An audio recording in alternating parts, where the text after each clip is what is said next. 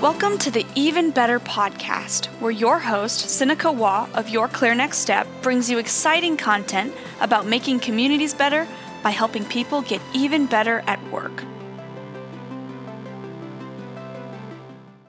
Well, welcome everyone to the Even Better podcast. This is Sinikka Waugh, and on behalf of all of us here at Your Clear Next Step, I am delighted to have you join us today. We're talking about recovering from perfectionism, if one can do such things. And I am delighted to be here today with Kim Gratny, and we're doing something a little different today. So I hope you'll enjoy this conversation. We're switching roles just a little bit. Kim, you've been on a couple of our podcast episodes already, you and your husband. We've had some wonderful conversations, and we've got an opportunity now to do something different. So introduce yourself to our listeners here and kind of use that to segue into what we're doing today.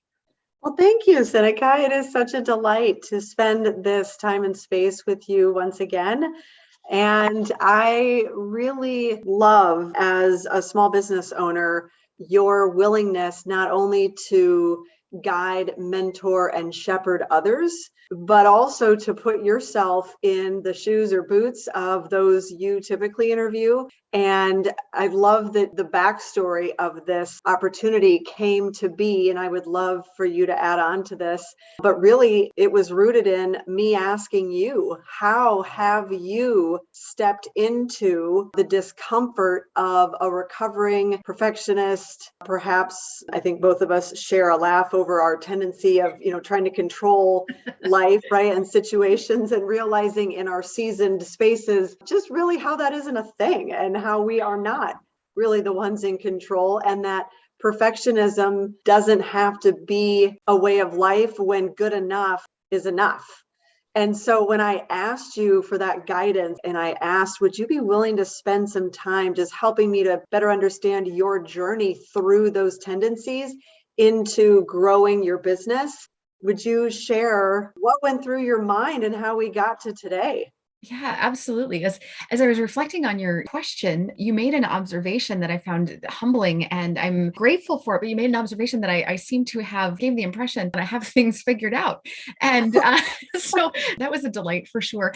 And as I was listening to your question about how do you not let the perfect stand in the way of the good enough, as you just described, I realized that in your question, I didn't want to be flippant. I didn't want to just answer off the cuff. I really wanted to spend some time thinking about this and reflecting on it and reflecting on what had happened in my own life. And then I got to thinking, well, gosh, I wish I had heard these ideas back when I started, because I did not discover them all the easy way.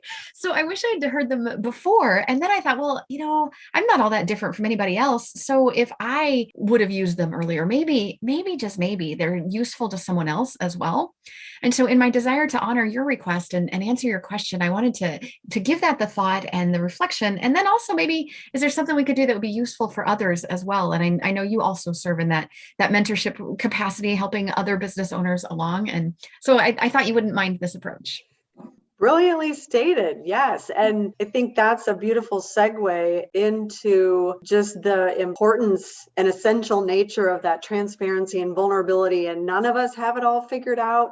And I think that anytime we appear to, it's only by the grace that we're offered, but we're all human and we're all similar in our tendencies of being distracted by things that keep us from influencing well. And so I'm so excited to have you pour into me and all of the listeners about your 5 tips that are so encouraging to help those of us with those control freak or former perfectionistic tendencies to get out of our way and to let go, so we can be thoughtful about what it is we spend time and energy on while running, stewarding, shepherding, however you want to phrase it, a business. Absolutely. Thank you, Kim. And as we're thinking about this, I've been running Your Clear Next Step for 14 years now, going on 14 years now. It's been 13 and a half. And in the course of this, there's been a lot of journey. There's been some ups and some downs and plenty of tears and, the proverbial blood, sweat, and tears that's supposed to come with business ownership. I have not avoided any of that, I don't think.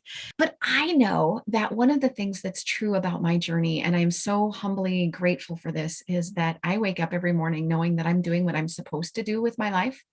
And that that makes a world of difference. I'm not saying that it makes every day easy, and I'm not saying it doesn't make the challenges any less challenging, frankly, but it gives me that peace and that comfort that I'm doing in a very intentional way. I am trying to be a good steward of the resources and the talents and the gifts that God has given me and the direction that He's led. And that has been part of my willingness, I think, to surrender control, is that humility and the realization that part of the control that I surrender is, and it should be all of it, right? What was the sign that was up on one of those church marquees? It said something like, if God is your co-pilot, stop the car and change seats.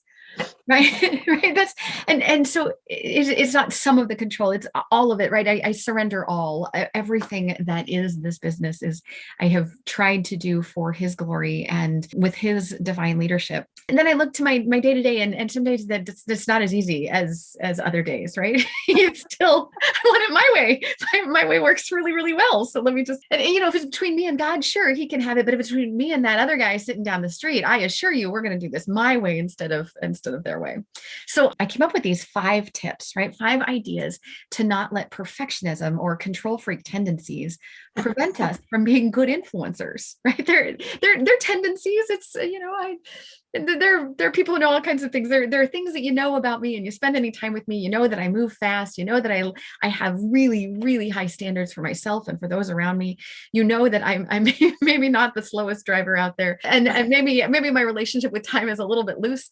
And you understand those things about me. But then I thought, well, maybe there's some of this battle with perfectionism that other people might be struggling with. And if I could offer some of these tips that have helped me overcome some of those hurdles along the way, that maybe that might be useful. Yeah. And I love the opportunity to spend time with you, because I have been unlearning that speedy way of living and slowing down, and then becoming an advocate for life is better slower. So perhaps there's something with that down the road. But yeah, I would love to hear that first tip. Yeah. Okay. So the first one, and this comes from my upbringing, the only thing I really control is my own attitude. And this was drilled in me by my mom when growing up. Mom's perspective was, and she said it so often, she'd abbreviated it. So it's, you choose your own attitude. And she didn't bother with all of those syllables. At some point, it was just abbreviated to YCYOA. You choose your own attitude. We said it so often. And I recall those moments when I would say, yeah, I know I choose my own attitude, and I'm choosing a crappy one right now. And we have to acknowledge that. But the thing is, when I look around and I realize that I have no control really over anything. I'm a parent now. I've got an 18-year-old and a 16-year-old, and I don't control my children. Both of them will tell you that we've been fairly strict parents, but I don't control them. They know that. And I don't control what happens in my space. And as a veteran business owner, I don't control what happens in my business. I don't control how customers are going to respond. I don't control what the market's going to do. I had no inkling about what COVID was going to do and the pandemic was going to do to the business. And I can influence people along the way. But when I finally realized that control is not something that I can pick up a pen and I can put it back down. Sure. But I can't control how that pen was manufactured. And I can't control whether it's going to write. And I can't control whether the person on the other end is going to spill coffee on it before they read what I've written. So many things are out of my control, but if I can control my own attitude, and if I can choose a good attitude or a focused attitude or a humble attitude or an eager, active attitude. And I think it's not just choosing, you choose your own attitude, but choose the attitude that's the appropriate for the moment. Right. I just spent the holidays with Mom, and I'm sure she said it at least 3 times while we were together. And it's true. And it's more specific. But I think what I've learned as a business owner and as someone combating perfectionism is, let's get real specific about that. It's not just choosing an attitude, but it's choosing the appropriate attitude for the moment. Mm. And there are moments when we need to be vulnerable. There are moments you need to be okay being sad. There are moments when it's okay to be angry. It's never okay to act violently in our anger, but anger is justifiable and justified in many situations. Choose that attitude and realize that you have control over it. And then you can also control what I do with that, right? What was Mr. Rogers, his song, "What do you do with the mad that you feel?"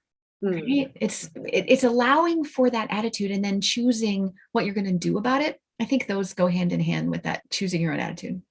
So do you think, or are you willing to speak briefly, Sinikka, before we go on to your second tip, of how much of choosing the appropriate attitude in those moments. So making moment appropriate attitude choices, how much of that has to do with our tendency to, when something shows up that isn't maybe our preferred emotion or attitude, the way that self-judgment starts to creep in, and how much pressure we put on ourselves to know that we should choose a better attitude. We're struggling to do so. And then we kind of actually sabotage ourselves because we haven't been able to do it. And then it just turns into this crazy cycle of judgment and, really lacking grace and forgiveness and mercy for ourselves. Yep. So I can tell you a story about this. And this was many years ago. I was working with a group that was hosting a conference, and I was one of the vendors at the conference. And I had been part of this conference many times, and they had a history of, they would give out goodie bags, right? Swag bags. And we vendors could stuff things into the swag bags. We just had to get it to them the night before. And then the planning committee would stuff all the bags. As long as they had the stuff, they would stuff all the bags. And then in the morning, the things would be put out and ready to go. So one of the things I know about myself is that I prefer to look like I'm capable. It is a trigger for me when I believe that someone else thinks that I'm incapable or incompetent. So for whatever reason, that is a trigger for me. But in this particular scenario, I knew that what happened was that they collected the things in advance and then they stuffed them. And I'd had someone else working on my behalf to deliver the things to be stuffed.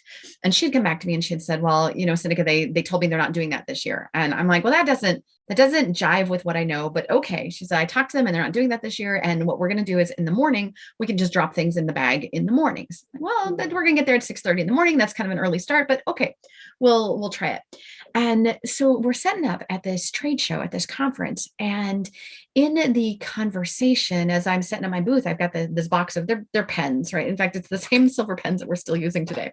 And so I've got this box of pens that could be stuffed into all of the little bags. And I reach out to one of the organizers and from my spot kind of behind the table at my vendor booth. And I said, so I have this box of pens ready to be stuffed. And without missing a beat, he looked at me and he said, well, you should have gotten those to us yesterday because we did our bag stuffing last night. And so we should have had those. And the litany of things, I have taken this moment apart so many times, Kim. The litany of things that went in my head were, if I had done it myself instead of delegating, we never would have been in this spot, right? Like I knew this was supposed to happen. I knew that, and it didn't happen. And they gave us misinformation. And now I look like an idiot. And now we have to scramble and all these dumb things and I don't play poker. So whatever I'm feeling often is reflected directly on my face. I understand. Right? So at this moment, I can only imagine what other people saw. And my first reaction was not pretty. And I stood up abruptly and I went to take the box of pens and I'll go find someone who can help me stuff these in these last couple of minutes because that's what we're supposed to do. And by the time I got to the second person, so two people walked in front of me and one saw me with my scowly, grouchy, hideous face. And as I was standing up, and as I realized that at the corner of my eye, the back of my brain went, wait, fix it. You choose your own attitude. Think about the consequences here. Think about the outcomes. And so as I'm standing up and I'm walking, my pace slows down, my breath slows down. And by the time I reach the next person is like, how can I help you? And I'm very calm, at least I'm calm on the outside, and I'm in control and I've got a smile on my face because right, we attract more flies with honey rather than vinegar, right? Whatever that adage is. Yes. And so there I am, totally in control. And this person and I have a delightful conversation and we figure out how to stuff those pens. And I think I heard you say you slowed down. I did. I slowed down. I slowed my breathing. I slowed my walking. I slowed it all. And I got control over an attitude. And my first attitude was righteous indignation, control-freak tendency, perfectionism foiled, right? Which is, man, they say, hell hath no fury like a woman scorned. Let me just tell you how angry a perfectionist is when they feel like they have been prevented from perfectionism. Yeah. And so the first guy saw all of that. And the second one saw so much better. And the first one and I had a conversation later where he said, I've never seen that from you. I've never seen you look like that or behave like that. And I apologized to him and we worked through it. And I told him what was going on in my head at that time. And, I had to go back and apologize. And if I had chosen in that moment before I moved if I'd chosen an attitude with the awareness of the downstream consequences, am I alone in this, or is someone else having this conversation with me? I would have had such a better outcome. And by the time I did choose, right, I can point to it got better. But that first moment, then I had to go clean up my mess because I didn't choose the right attitude in that moment. Yeah, what a beautiful illustration of a real life experience for you and how you covered the spectrum of your first tip, which was you control your own attitude, and how it played out, how you recovered from it, and how you actually gave us a beautiful segue into your second tip of perfection is a direction, not a destination. And so how do you think perfectionist tendencies limit us? I was just reading Adam Grant's Think Again and have been really delighted in that. If you haven't had a chance to pick that up and enjoy that, it's really valuable. And one of the things that he was talking about was that his experience, I guess, with students who were A performers, straight A students in high school, and then they get to college and they struggle, and what happens to them. And the ability to rethink and to relearn and try new practices will allow them to succeed. But those who have relied on using the same old practices all the time to do all their academics up until now, and they have to shift gears and learn in a new way, they really struggle at the college level, which makes a lot of sense when you stop and think about it. But as I was thinking about this, my perfectionism, my parents did not push this on me. This was self-inflicted, right? And I've watched one of my two daughters do it too. It is a self-inflicted perfectionism. And you got to say, this is not us. This is you. Are you aware of this? You are putting this pressure on you, not me. And watching my kids wrestle, and the other one to a lesser degree, but watching them wrestle with letting go of that perfection. It is okay to desire greatness, especially if you're putting yourself out there. If you're in business or you're working on something for your customers, it is good and right to desire that this thing is as good as it can possibly be.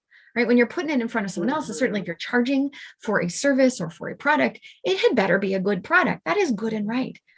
But perfect, flawless, without mistake, without blemish, that's not going to happen. They call it human error for a reason. We are human. We are broken, fallen critters.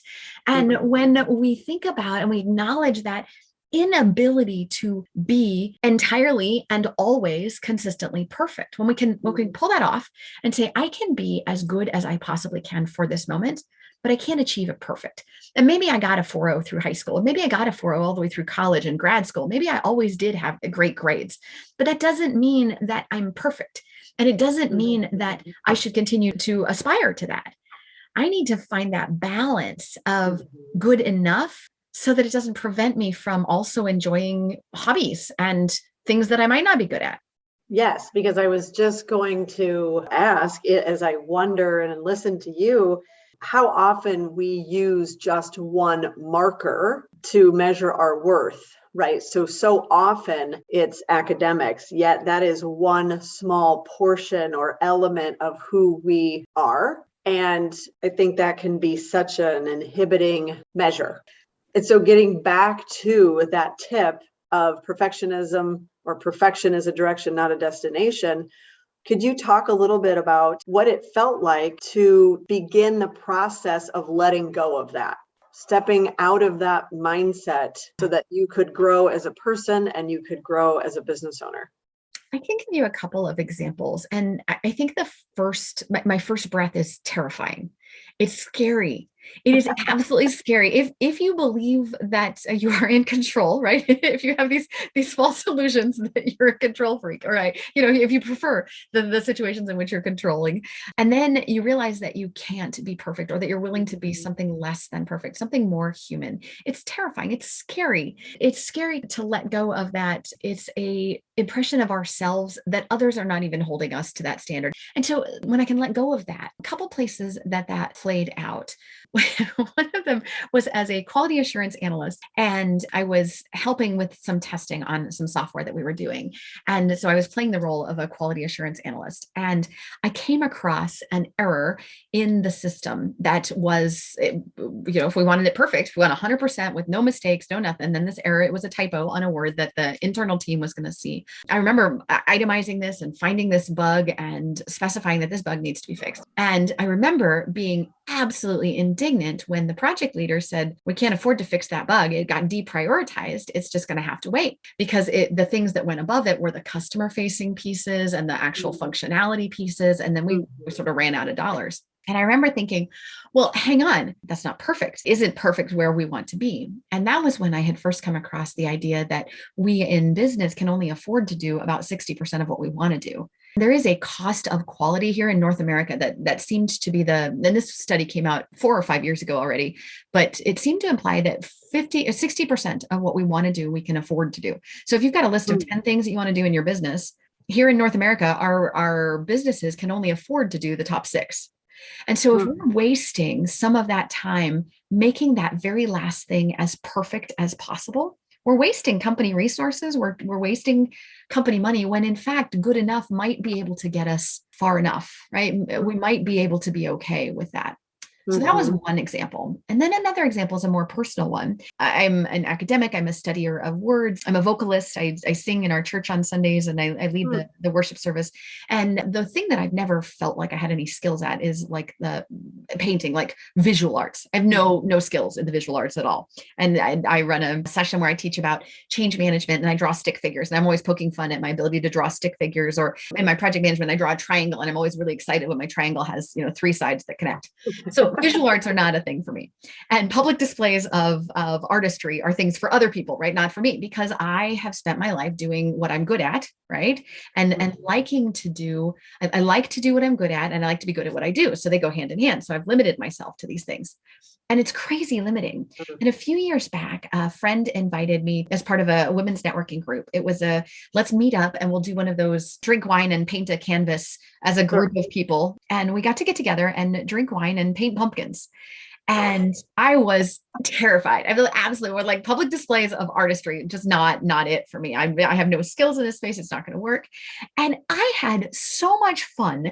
And the end result, which is 3 stacked pumpkins, it's on a canvas. It's not museum worthy. But even my younger daughter, who is visually very, very artistic and very, very capable in that space, she looked at it, she said, wow, Mom, that worked out really well. And I had the chance to try something. It wasn't as awful as I thought. It was really fun and really rewarding. And I had a desire, there's a part of me now that wants to go back and try and do it again and again. And not because I want to get it perfect, but because getting even better is now the direction that I want to go, right? I want to, and so this ties back to that. Perfection is not a destination. You'll never get there. But if you have the desire for continuous improvement, there's a whole lot of progress to be made, and there's a whole lot of fun to be had.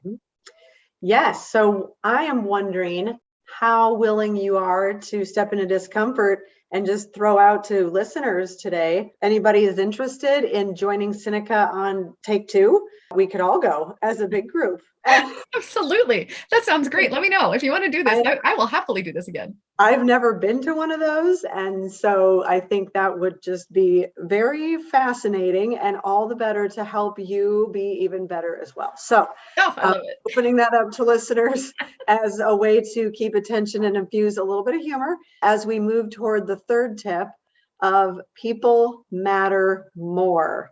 So can you share what your 3rd tip of people matter more? We've talked about perfection as a direction, not a destination. And then the first tip that launched us off today was the fact that you control your own attitude. So as we move closer to the 5 and we spend a little bit of time on the 3rd tip of people matter more, can you share what this looks like in the space of day-to-day business? What is the day-to-day application of tip number 3, people matter more? Yeah, this is so critical. And when I stopped and really thought about how firmly I believe this and how to articulate it succinctly and simply, picture a moment when you're growing a business, and as a perhaps recovering perfectionist or recovering control freak, you have brought someone along with you. So someone is working in your organization. Maybe it's your spouse working alongside you, taking some of the burden off. Maybe it is an employee that you've hired, but you've got maybe it's one of your kids who's running an errand for you. And there's this moment that someone else is involved in this moment, and they didn't do the thing exactly the way you would have done the thing. When in that moment you stop and you realize that perfect, doing it my way, controlling it and having it exactly the way I wanted it to be, now I've got to evaluate this and measure this against the feelings and the way that other person, the feelings that they have and the way that that other person is going to perceive me and their response to this moment and their ability to grow in this moment and their ability to look back at this moment as one of those things that enriched their lives instead of tore them down. People matter more, right? It's hands down. I mean, there is no competition when you put it that way and you say, which matters more, that this document is in 11.5 point font Calibri with a 1-inch margin on the left, or that the person sitting in front of me knows that I value them and has an opportunity to learn the skills or learn this new thing, or show me how proud they are that they figured out how to adjust the margin to 11.2 or 1.2 inches instead of 1.5. What matters more? It's always the other person. It's always, always, always the other person. Yeah. And so what I hear you saying is, do you choose criticism/critique or love and appreciation, gratitude, right? So that in that moment, I envision that T intersection, right? That we're all so familiar with, especially those of us in rural space. And that T intersection of, am I going to go left and choose something that doesn't build someone up? Or am I going to take the right turn toward appreciation, gratitude, grace, mercy, and celebrating their effort for what their actions? Yep, Kim, that's a beautiful visual of it. And I don't want to imply that I don't believe in correction, because let me be clear, I do. There is a time and a place for correction, for coaching, for helping people forward, for critique. That is good and right in some moments. But specifically what I'm talking about here is when the choice is between my way and that other person. When there really is no need for it to be my way. And I can go all the way back to before I was a business owner, in the earliest days of my marriage with my amazing husband. I can go back to the day that I refolded the towel that he had folded, and he watched me refold it, and he doesn't fold towels anymore. Right. And I, he and I, we joke, because for me, it's folding towels and for him, it's loading the dishwasher. He's the dishwasher loader. And so, when I do it and I do it wrong, we come to the same sort of conclusion, and we can all laugh about that. And when I'm talking in many of my leadership classes, I'll talk about, there are other ways, right? If what you're about to critique on someone on is the how, when there are in fact maybe the what is important. Maybe there is a boundary around what we need to produce. But if there are multiple ways, then maybe we embrace and we encourage instead of controlling the how. And I always use the disclaimer. Of course, we all know that there is only one way to fold a towel and there's only one way to load the dishwasher. But if you set those two things aside. Yeah. Yes. Yeah. And I remember actually in one of our previous podcast experiences, this, in the last several months when we've been together, you did mention that. And I think I used the term, there's always more than one way to skin a calf, which is more of that, rural ag term that may make some cringe, but it can be funny too, when you just realize the point is to just embrace some humor and recognize that there's never, as long as it's ethical and moral, there is more than one way to do things, and that people matter more is just a really beautiful reminder that we can choose in our being self how to show up for this. And you've done a tremendous job of painting a picture of what that can look like. So as we travel toward the 5 tips and we land on tip number 4 of processes and checklists can make things more consistent. Okay, so this sounds, so it's one thing when you know this and the theory of it is right there. It makes complete sense. It's maybe even considered common sense. But then in the same moment, it's like, that is so daunting to think that I get to document all the things that are in my head automatically that just flow through business the way I conduct it, or the way I'm, leading those on my team to conduct it. So although it sounds daunting, I'm thinking there's probably a lot of truth and freedom in it, but can you tell us a little more? So what's one way to encourage someone who's at that crossroads of developing the processes and checklists and taking what's in their brains and putting it on paper? Yeah, you bet. So if you are a list maker and you are a checklist person, you don't need to listen because you already know this, right? You already know how to do this and it comes sort of naturally. It's less natural for those who are not list makers. And it's also from a self-awareness standpoint, it's a little bit less natural if you look in the mirror and sort of assume that everyone does things the same way you do. So maybe you are a list maker, but you would just assume that your way makes sense to everyone. So the tips that I would offer on this one, the very first way to just sort of overcome the daunting and almost overwhelming nature of this is you're not trying to document everything. You're trying to put the things that matter to you. So think about, let's go back even as simple as a grocery list. If you wanted someone to purchase for you, we had Thanksgiving a couple months back, and people often buy stuffing mix or stuffing packaging. So if you wanted someone to pick up stuffing, that would be one thing. But if you were very specific that you knew when you put stuffing on the list, you meant the crumbled blue Pepperidge Farm package, not the green one, not the red one, and not the stovetop, not the cubed stuff, but the crumbled kind. If you knew exactly what you meant, then you would just go to the store and pick it up. But if someone who didn't know, what would you tell them? What would you say? Well, which, it's the green one or the blue, sorry, it's the blue one. It's the blue stovetop package or a Pepperidge Farm package. It's not the stovetop. It comes in a bag, not a box, and it's crumbled. They're not cubes. You might specify that.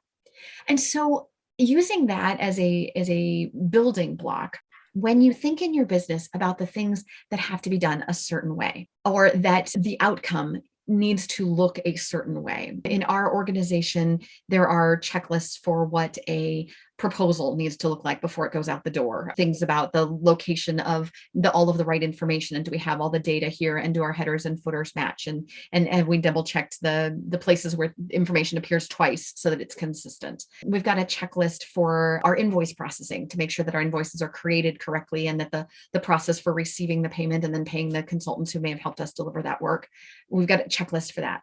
I think I would cry if I had to write a checklist for how I do the things that only I do.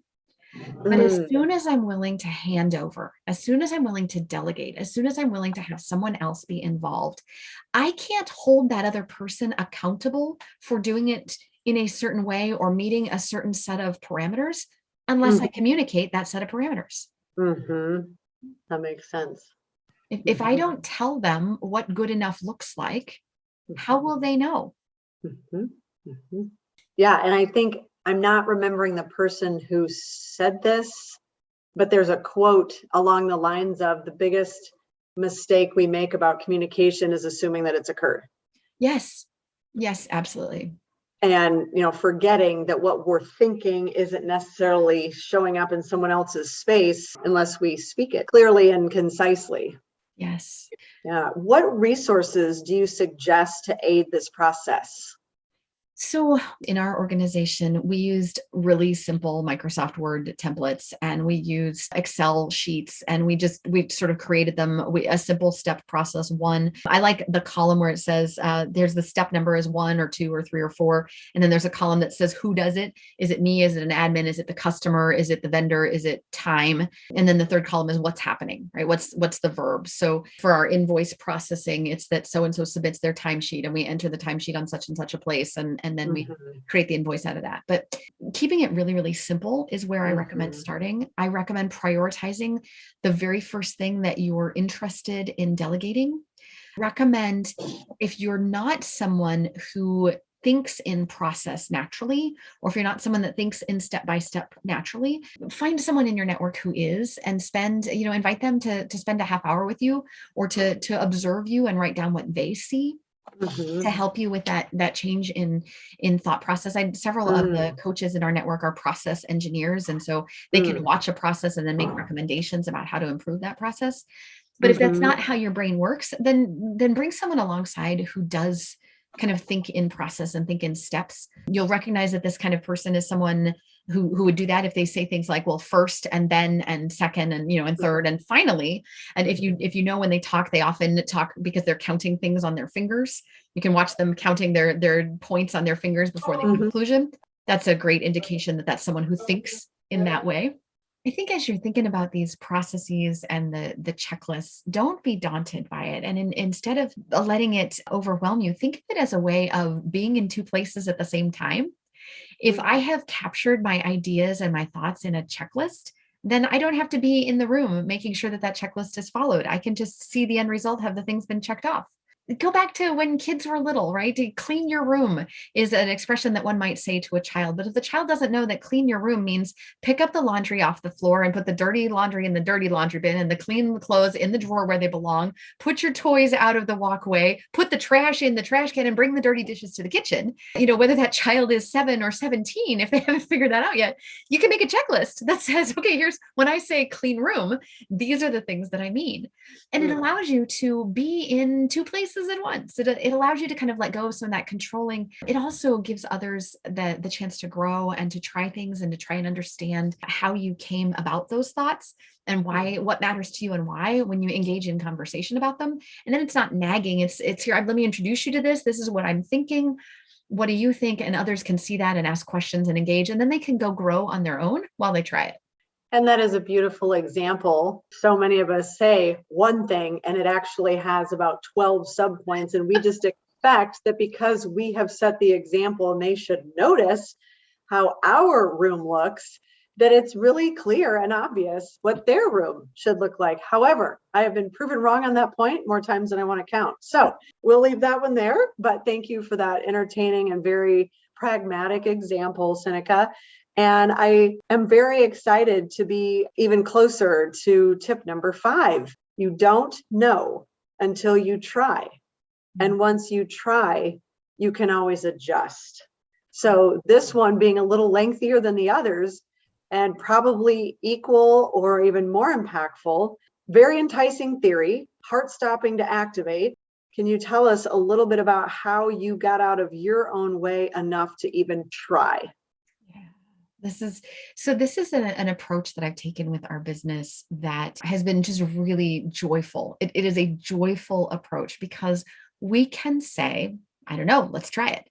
I don't know how this is going to work out. I don't know if the customers will buy this particular product. I don't know if the marketing for that will land. I don't know what a podcast would look like. And so we tried it. This willingness to try. And I think it goes back to controlling my attitude. And I think it goes back to the perfection being a direction, not a destination. Because I'm willing to say in our business, if someone comes forward with an idea and they're like, hey, we think we want to try this. And I will say, I have no history on that. I don't know. We've never done that before. A control freak or a perfectionist might be tempted to say, because we've never tried that before, we can't. Or let me try it in my own experiential way and I'll do, and then I'll test it first and then I'll let you know if it works. But who has time for that nonsense? And this has been so freeing to say, well, sure, here's a budget for you, or here's some parameters. What do you think success would look like? How long do you think it'll take you to get to that level of success? And they lay out those parameters and we say, okay, let's give it a whirl. And if we embark on that path and we realize that it's not working, then we acknowledge we didn't know what we were doing in the first place. We adjusted, and that's okay. It doesn't have to be perfect. It doesn't have to, we have to try things. We have to grow in this, continually to learn and to unlearn what I thought I learned and to learn new things in new ways. And you can only do that if you try something. If you sit there scared and just wait for things to come at you, I don't think it's going to work. And if you test everything until you're sure it's perfect, you're never going to get anything done. You're reminding me of a dear mentor. I'm sure many of you know Mike Wagner of the White Rabbit Group.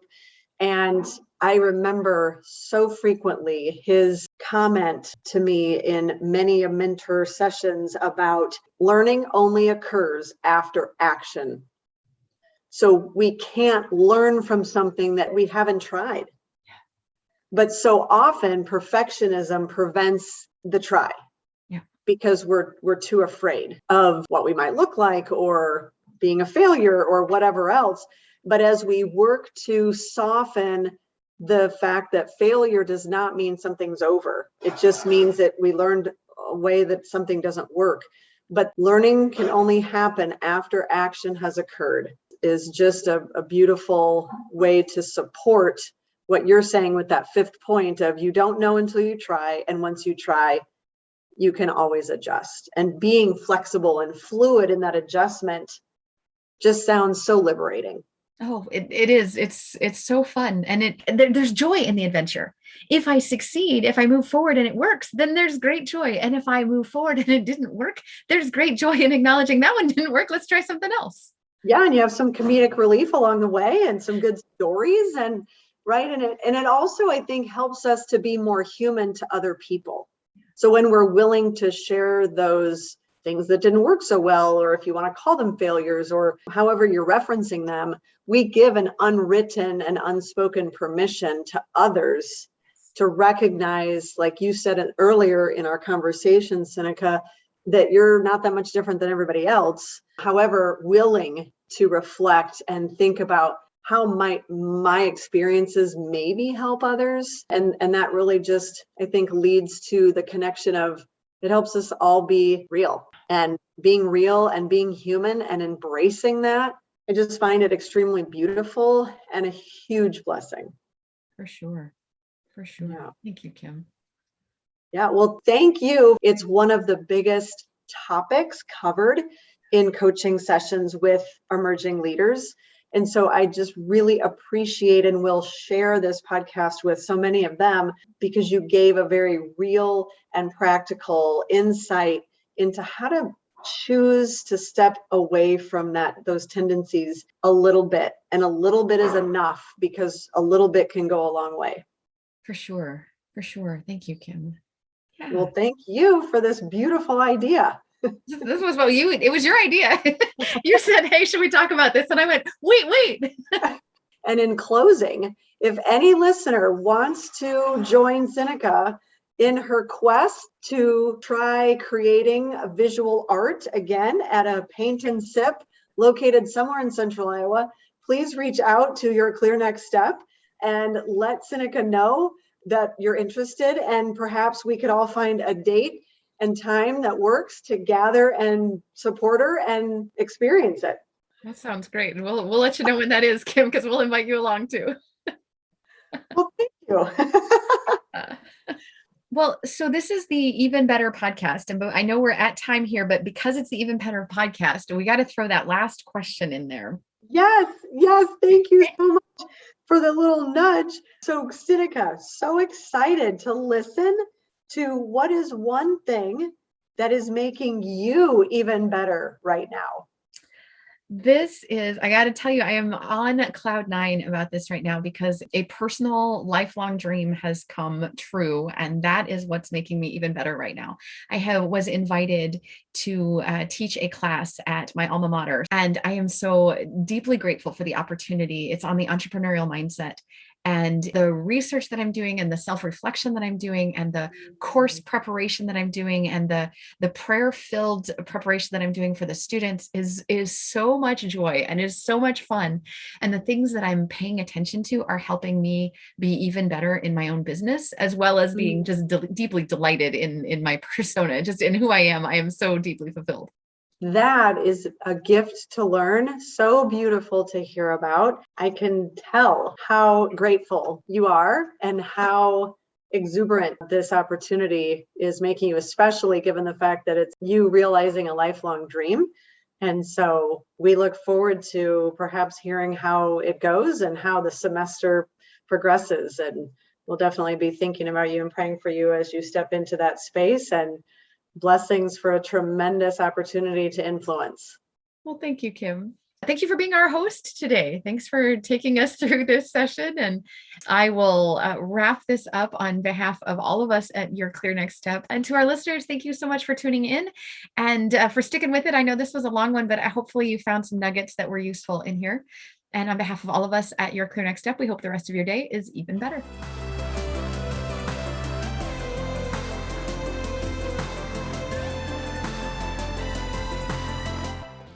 Thank you for tuning in today.